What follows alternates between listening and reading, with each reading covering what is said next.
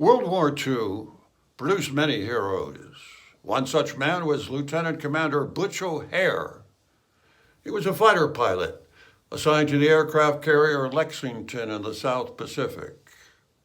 One day his squadron was sent out on a mission. After being airborne, O'Hare realized that someone had forgotten to top off his fuel tank and that he would not have enough fuel to complete the mission and get back to his ship. His flight leader told him to drop out and return to the carrier. Reluctantly, he did this. But then, as he was returning, he saw a squadron of Japanese bombers speeding their way toward the American fleet. His squadron was already gone, making the American ships all but defenseless. He couldn't reach his squadron in time to bring them back, nor could he warn the fleet of the approaching danger. Only one thing to do. He had to somehow divert the enemy away from the fleet. Putting aside all thoughts of personal safety, he dove into the formation of Japanese planes, his wing-mounted .50 caliber machine guns blazing, attacking one enemy plane after another. He weaved in and out of the now broken formation, firing at as many enemy planes as he could until he was out of ammunition. Undaunted, he continued his assault, diving at the enemy planes, trying to clip off a wing or tail in hopes of damaging them and rendering them unfit to fly. Finally, the exasperated Japanese squadron took off in another direction, and Butch O'Hare and his tattered fighter limped back to the carrier. The film from the camera mounted on his plane told the story. It showed the extent of Butch's daring effort to protect his fleet. He had destroyed 5 enemy bombers. That was on February 20th, 1942. And for his action, Butch O'Hare became the first naval aviator to earn the Congressional Medal of Honor. A year later, he was killed in aerial combat at the age of 29.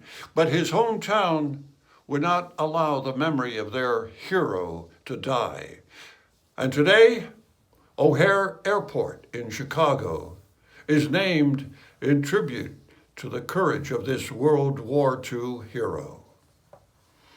But that's only half the story. Years earlier, there was a man in Chicago named Easy Eddie. At that time, Al Capone virtually owned the city. Capone wasn't famous for anything heroic. Instead, he was notorious for enmeshing the city of Chicago in everything from bootlegging and prostitution to murder.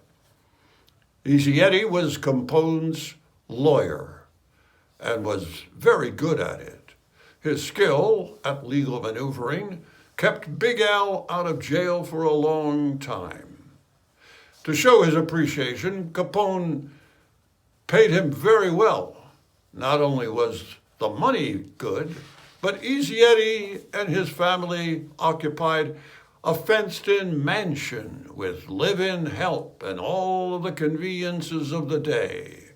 The estate was so large that it filled an entire Chicago city block.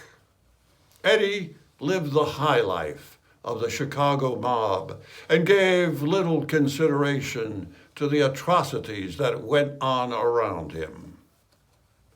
But Easy Eddie did have one soft spot.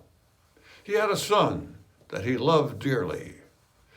Eddie saw to it that his young son had the best of everything: clothes, cars, and a good education. Yet with all his wealth and influence, there were 2 things that Eddie couldn't give his son.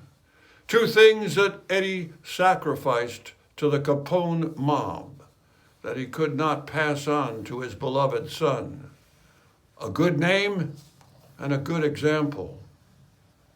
And then one day, Easy Eddie reached a difficult decision. To offer his son a good name, he realized was far more important than all the riches that he could lavish on him.